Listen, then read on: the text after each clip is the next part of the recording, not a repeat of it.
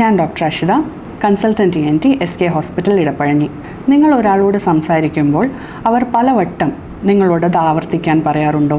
അല്ലെങ്കിൽ നിങ്ങൾ TV കാണുമ്പോൾ, നിങ്ങൾക്ക് കേൾക്കാവുന്ന ശബ്ദത്തിൽ TV കാണുമ്പോൾ മറ്റുള്ളവർക്ക് അത് അസഹനീയമായി തോന്നാറുണ്ടോ? എങ്കിൽ ഇത് ഏജ് റിലേറ്റഡ് ഹിയറിംഗ് ലോസ് അല്ലെങ്കിൽ പ്രെസ്ബൈക്യൂസിസ് ആവാം. പ്രായം കൂടുമ്പോൾ നമ്മുടെ ഹിയറിംഗ് ഓർഗനായ കോക്ലിയയ്ക്ക് ഡാമേജ് സംഭവിക്കുന്നു. ഇതിനാൽ ദൈനംദിന സംഭാഷണങ്ങളിലെ ഹൈ ഫ്രീക്വൻസി ശബ്ദങ്ങളുടെ ക്ലാരിറ്റി കുറയുന്നു. ഇതിനാലാണ് ഹിയറിംഗ് ലോസ് സംഭവിക്കുന്നത്. ഇത് മാത്രമല്ല, സൊസൈറ്റിയിൽ നിന്നുള്ള ഉൾവലിയൽ, മുൻകോപം, ഡിപ്രഷൻ പോലുള്ള മാനസിക പ്രശ്നങ്ങൾ വരെ ഇത് ഉണ്ടാക്കുന്നു. മെഡിക്കൽ ഫീൽഡിൻ്റെ അഡ്വാൻസ്മെൻറ്റിലൂടെ ഇതിനുള്ള സൊല്യൂഷൻ ഇപ്പോൾ അവൈലബിൾ ആണ്. ഹിയറിംഗ് എയ്ഡുകൾ, അതും പലതരം. ചെവിയുടെ പുറകിൽ വെക്കുന്നത്, ചെവിക്കുള്ളിൽ വെക്കുന്നത്, അസിസ്റ്റീവ് ഹിയറിംഗ് ഡിവൈസസ് ഇതിന് ലഭ്യമാണ്. കോക്ലിയർ ഇംപ്ലാന്റ് സർജറിയിലൂടെയും ഇതിന് ശാശ്വതമായ പരിഹാരം ലഭിക്കുന്നതാണ്. നിങ്ങളോ നിങ്ങളുടെ പരിചയക്കാരോ കേൾവിക്കുറവുമായി കഷ്ടപ്പെടുന്നുണ്ട് എങ്കിൽ ഒരു ENT ഡോക്ടറുമായി ബന്ധപ്പെടുക.